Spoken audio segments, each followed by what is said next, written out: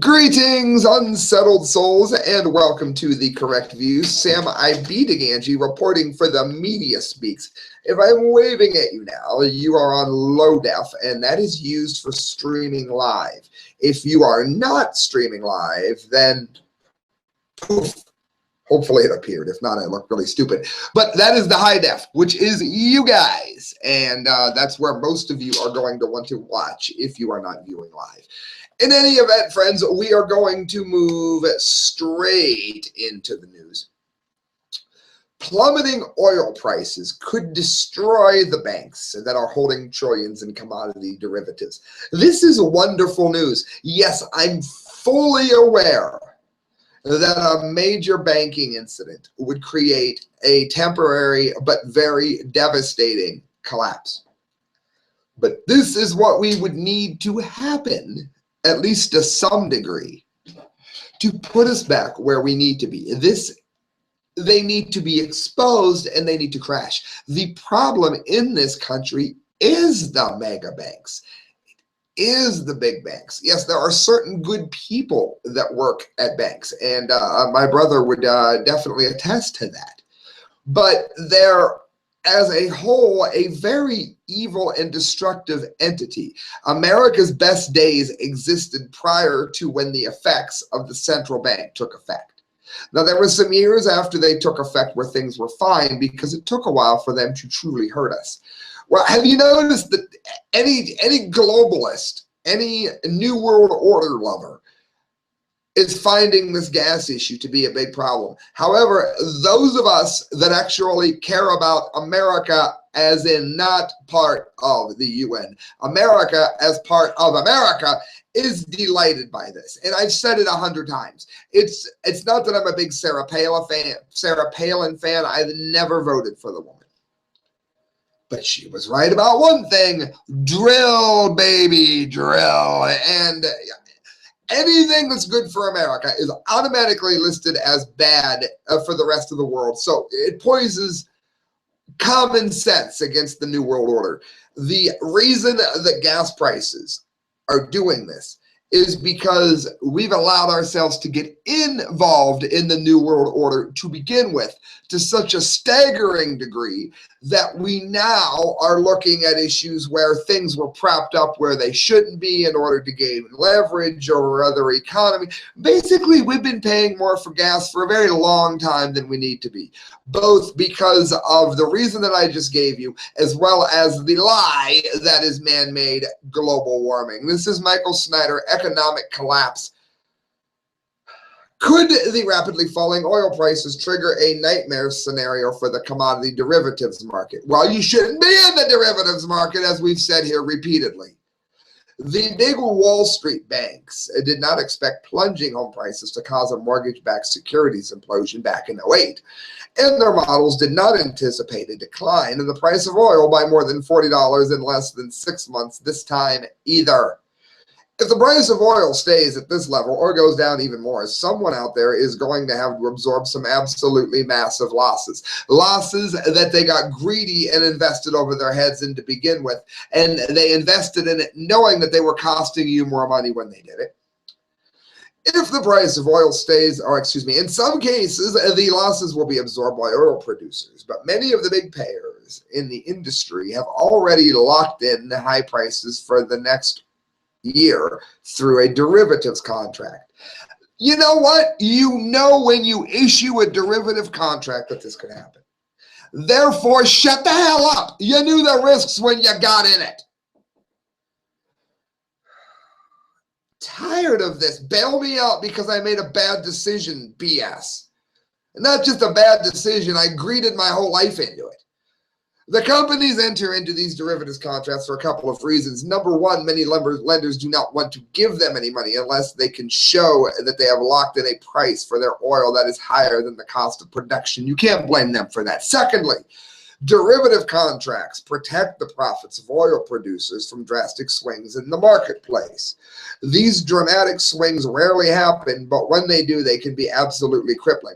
So basically, everyone that got involved in this knew what they were getting involved in at the time they did it, but now they weren't bailed out because their bet went bad.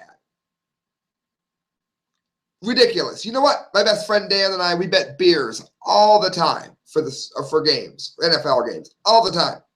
Do you know why we don't bet hundreds?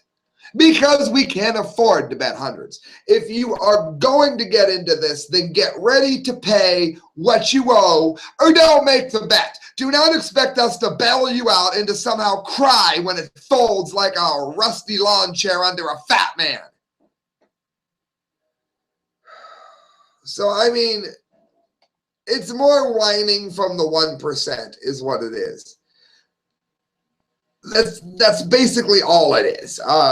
Continental Resources, the pioneering U.S. driller that bet big on North Dakota's back-in shale patch when its rivals were looking abroad, is once again flying in the face of convention, cashing out some $4 billion worth of hedges in a huge gamble that oil prices will rebound. That is their bet. They don't need to be whining if that bet folds. I am so unbelievably tired of it. As he writes at the end here, he says, I keep on saying it, and I will keep on saying it until it happens. We are heading for a derivatives crisis. There, I've said it again. So the correct views is ahead of the curve yet again. Unlike anything else that we have seen kind of crisis, it is going to make the financial meltdown of 08 look like a walk in the park. Our politicians promised that they would do something about the too big to fail banks and out of the control gambling out of Wall Street, but they didn't. Now a day of reckoning is rapidly approaching. Yeah, and you and I, Joe taxpayer, are supposed to pay for it. BS! This is from Kit Daniels, continuing along the same line. Gas heading below $2 a gallon in southern U.S. Gas prices are headed below $2 a gallon in the southern U.S. due to the region's low taxes and numerous refineries as oil prices continue to fall. But the decline points to the beginning of a global recession. No, the money that's saved on this is going to go for people to pay either Obamacare or the fines from not getting in it. So don't act like it's some great windfall when we just got hosed. I'm not an idiot. Also, the price goes down. Well, you know what? Cell phones put a lot of the pager makers out of business. How many of you remember pagers? Overnight, when cell phones blew up, it went from a rich person's device to an everyone's device. Happened in like 2 years. Bam! There were no pagers anymore. Well, why don't we bail out all the pager makers that might have went bankrupt because they bet on a market that got sank by another market? It sounds ridiculous, doesn't it? Well, why would we do it here? Why would we feel bad in this instance? That is what happens. It says the price of crude oil is falling towards $40 a barrel, thank God. And while this benefits American consumers, God forbid, especially those in the South, it indicates a global recession because production alone is unlikely to cause such a drastic decline in oil prices. Again, these were artificially propped up to begin with. OPEC was a monopoly criminal enterprise that I am happy to see go the way of the dinosaur. May it never recover. Take your turbines and get the hell out of here. Oil's decline is proving to be the worst since the collapse of the financial system in 08 and threatening to have the same global impact of falling prices 3 decades ago that led to the Mexican debt crisis and the end of the Soviet Union, Bloomberg reported. And again, I don't mean all Arabs when I say that before I get a bunch of hate BS. I'm just saying that these are the 1% of the worst of the worst. These are some of the Saudi Arabia swines that have never been on our side to begin with. The prices are declining, it says, partially due to the Organization of Petroleum Exporting Countries' decision not to cut production to try to force the U.S. shale industry out of business. Well, these are more people that have invested in fracking, which is not a great idea. And I say let the chips fall where they may. They all invested in this when smart people were buying gold and silver. So let's let it play out. Don't expect the American taxpayer to pick it up.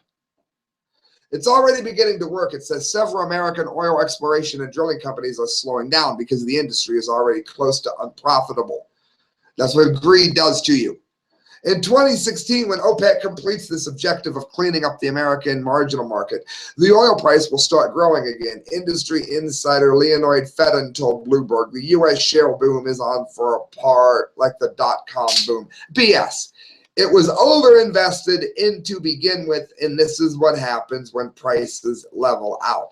It is a sign of the coming collapse. It is not the cause of the coming collapse. That is the correct view. All right, guys, Paul Joseph Watson, moving on to a different topic here.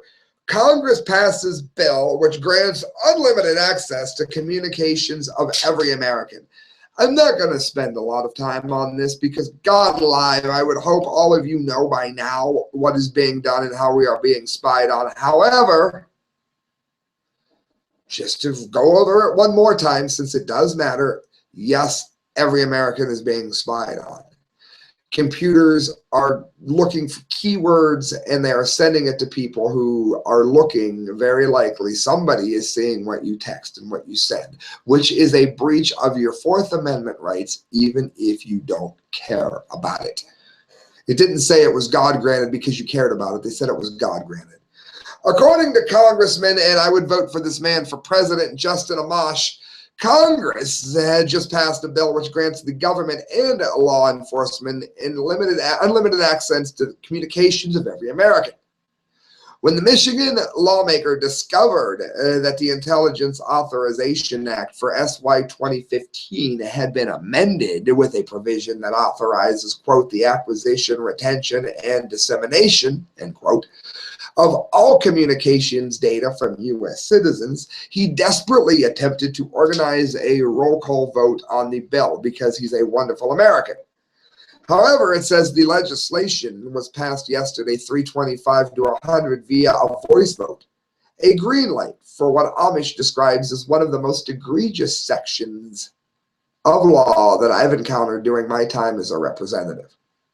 The bill allows for private communications of Americans to be scooped up without a court order and then transferred to a law enforcement for criminal investigations, therefore negating the Fourth Amendment. The legislation effectively codifies and legalizes mass warrantless NSA surveillance on the American people with barely a whimper of debate. So basically, we've elected most Republicans for absolutely nothing, with the exception of a few gems here, like Justin Amish. Go to Paul Joseph Watson's article. It's on Prison Planet, and you can read the entire transcript of Justin Amish, the hero's plea. Friends, you're listening to The Correct View. Sam I.B. Gangi, reminding you want to check out the Arcadia Grill. And don't zone out. We've still got a few stories left that you're going to want to hear. I just want to let you know that the Arcadia Grill, located on Court Avenue in downtown Canton, is serving up some of the absolute most delicious food you've ever eaten. Go there, friends. Go to the bar, get yourself a good drink, head up, get the ravioli, maybe get some spaghetti, and enjoy some of the best food you've ever had. You won't be able to quit eating the Italian bread. Guys, this was interesting. It's brought to you by Mike McLaughlin. If you enjoy reading really good fiction, written well with a twist, no one does it quite like he does, do me a favor. Go to Facebook.com and look up Mike McLaughlin. Tell him that you heard about his stories from The Correct Views. Scientists urge governments to turn old TV frequencies into free super Wi-Fi. This is dedicated to DJ Arum of Passing Time. I'm always telling him about this. I'm like nerd kind of excited about it. Don't worry, we'll get to all kinds of political BS next. This is just something that I thought was relevant. So don't zone out, because this is a remarkable idea. This is actually some good news. Don't you ever get tired of hearing bad news? Okay, listen. Governments should sack plans to auction off old television frequencies to the highest bidder and instead use the bandwidth for free super frequency Wi-Fi if they want to boost the economy, scientists have said. Old television frequencies are becoming available for other uses around the world, thanks to a switch from analog to digital transmission. However, while governments are for the most part auctioning these off to whoever is prepared to pay the most, usually mobile phone networks, they should instead be using the frequencies to create free-to-use wide-range Wi-Fi. Scientists from Karlsruhe, I don't know, Karlsruhe, SRUHE, go for it, Institute of Technology in Germany have said, no wonder they call it KIT, the new super Wi-Fi would have a far wider range than existing Wi-Fi networks, which are mostly transmitted over wireless local area networks at frequencies of 2 gigahertz or above. Wi-Fi transmitted over old TV frequencies could be transmitted at lower frequencies than traditional Wi-Fi, resulting in a far wider area covered. This super Wi-Fi's coverage could even be as big as several kilometers in radius, a massive improvement on existing networks. This would mean that pricey mobile services such as 4G were no longer required, which the scientists believe would lead to more mobile internet use and a wealth of economic benefits. Again, more people profiting than just the few people that are in 4G. More money spread to more places via freedom. It says implementation of our approach would have far-reaching consequences, said Arnd Weber of the Institute of Technology Assessment and Systems Analysis at KIT. Individuals, institutions, and companies would be far less dependent on expensive mobile communications networks in conducting their digital communication. This would also be of great economic benefit. In addition to providing direct measurable cost savings, the technology could, according to the researchers, result in the development of a host of new technologies, just as existing Wi-Fi has. It could also provide direct benefits during disaster scenarios as a means of providing updates and enabling communication. However, the big challenge here is convincing governments that this is the right vote. But look at the last horrible vote they did. That's why I'm reporting on it.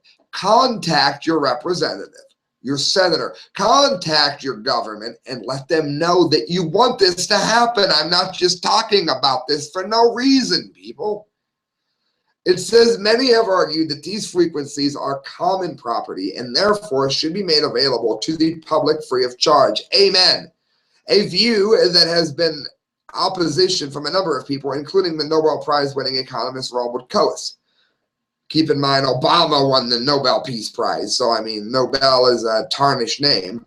Coase argued that the frequencies should be auctioned off to ensure that they are most effectively used and the money used by governments to fund other services. So basically, the rich people know how to use these effectively, but not the general public. This is the reason that I do this show. Right freaking there. It's BS. The common man is better equipped to lead his own life than government.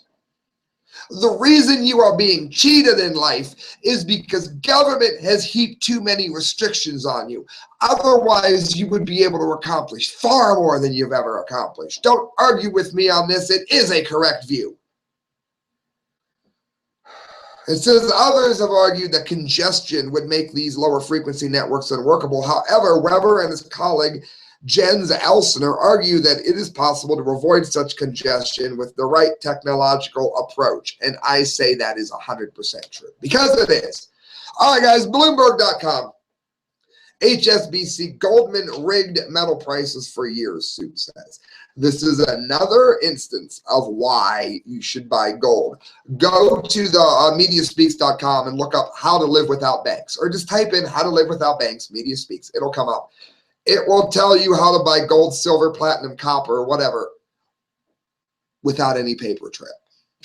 Goldman Sachs Group and HSBC Holdings PLC were sued in New York over claims that they conspired for 8 years, that's most of a decade for you Usher fans, to manipulate prices of the precious metals platinum and palladium in what plaintiffs' lawyers say is the first such class action lawsuit in the U.S. And it should be, because people that have invested in gold and silver have been cheated. And I'm explaining to you exactly how it happened here. Standard Bank Group Limited and a metals unit, BASF SE, the world's largest chemical company, were also sued. Good. The four companies used inside information about client purchases and sale orders to profit from price movements from the metals used in products ranging from jewelry to cars, according to a complaint filed yesterday in Manhattan federal court.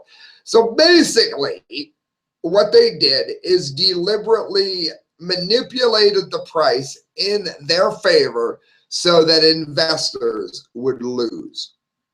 That's what you just heard here at 4:20 a.m., 12/16/2016. And you know what? There are a lot of people celebrating 420 right now that are sitting there, wow, this stuff matters. You know what? That's why I'm out here. I'm going to wake up one person at a time, and I don't care if I only wake up one person. I don't care. This BS has got to end. How is it that they can just cheat thousands of people, and yet everybody is just zombified? Wake up, people. Guys, I got two more stories I want to get to. Somebody very near and dear to me, I won't say who it is. It might be Christelle. Has like 97 e-cigs and smokes cigarettes like the little train that could. They don't taste the same. That's because you're addicted to the taste of carbon monoxide. That is to say, poison, which you're not getting in other devices. Here is another way for everybody that wants to quit. And you can try to make people that you love quit, like I try to make her quit every day. This is by E.J. Dixon at the Daily Dot. This is wonderful news. There are tons of wearables that are targeted at modifying your bad behavior. I tried one of them, the Pavlok, the author writes, to curb my eating habits at Thanksgiving dinner to some success. But those devices mainly work by making you more conscious of your bad habits rather than specifically targeting the habits themselves. So maybe that is Christelle's problem here with the e-cig. The Sagentia Smart Stop, however, is different. That means excuses will be ending. It is a wearable smart band that helps you quit smoking by pumping nicotine directly into your system at the exact time that you are craving a cigarette. So you won't need to take an actual smoke break. I know Christelle's excuse is, and they go outside and they smoke it and I have to smoke. Nope, not anymore. Launched by the UK design team in partnership with the Silicon Valley firm Chrono Therapeutics, the wearable is essentially a connected bracelet that delivers nicotine to your system 24/7, but increases the dosage at times when you would typically step outside for a smoke break. So it is tailored to your own habits. The bracelet is also connected to an app that provides real-time encouragement to help users quit smoking. Wish they'd make this for those that celebrate 420. In this sense, it says the Smart Stop differs from other smoking cessation methods like the patch or Nicorette, which do not come with digital support systems and typically only circulate small levels of nicotine throughout your system during the day. That's why Alan Levy, the CEO of Chrono Therapeutics, sees the Sagentia as the game changer in smoking cessation. Also, let me point out, even if these don't make you quit smoking, if you are using these instead of cigarettes, then you are doing far greater, almost no damage to your body whatsoever. I said almost before you harass my comment line. And friends, that brings us to the dumbdee of the day. This is VictoriaAdvocate.com. Victoria police officer investigated for tasering a driver who was 76 years old. You want to know what'll make you even more angry? The 76-year-old didn't break the law. A Victoria police officer is under investigation after a 76-year-old man accused him of using excessive force during a traffic stop. Well, accused he did. The officer, Nathaniel Robinson, 23, was placed on administrative duty Friday pending the outcome of an internal investigation into whether he violated the use of fair policy when he tased a Victoria resident Pete Vasquez, said Chief J.J. Craig. The officer was hired after graduating from the police academy 2 years ago, so he is a bit of a cub. The incident happened Thursday after Robinson saw an expired inspection sticker on the car. Vasquez was driving back to Adams Auto Mart 2801 North Lawrence Street, where he helps with mechanical work. Vasquez got out of the car, which is owned by the car lot, attempting to get the manager. He pointed out to the officer that the dealer tags on the back of the car, which would make it exempt from having an inspection. That is not opinion. Therefore, he did not have to have it done, and he was legal from that point onward. There was no questions to be asked. Police dashboard camera video shows Robinson arresting Vasquez for the expired sticker.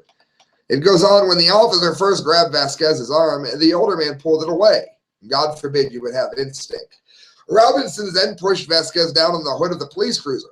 The two fell out of the camera's video frame, but police said the officer used the taser on Vasquez twice while he was on the ground.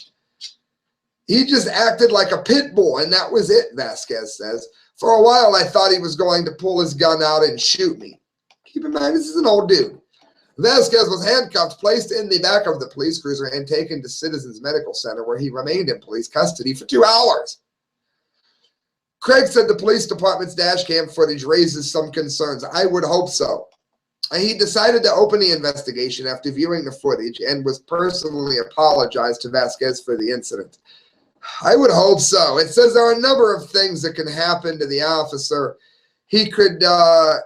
His punishment could range from a letter of reprimand, that seems a bit light to me, suspension without pay, I'm in favor of that one, or termination.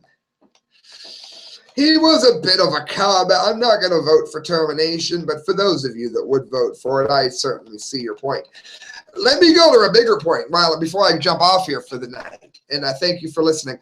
We should not even have to have registration on our vehicles. We shouldn't. This is an encroachment. Where is this? Where is this? When you own something, it is yours. They can tax you once. Okay, why do you have to keep getting it again and again and again and again? Or you need to get your eyes examined. You should be able to get your eyes examined elsewhere then. See? The cops should have never had the right to ever interfere, because you shouldn't have to have tags to begin with. Friends, you are listening to The Correct Views. Sam I.B. Gangi, making more sense than anybody else you've heard all week, signing off for The Media Speaks. Look up the work of Kyle, Court, D. Lake, and myself. And if you would like to donate to the show, please do, friends, because it costs more to do these than you would think. And every penny that you give to me goes towards a better show. I would like to do this full time. I would like this to be what I do. You can make it happen. thecorrectviews@hotmail.com. Good night, friends. God bless, and thank you so much for listening. Please share the video and give it a thumbs up when you subscribe.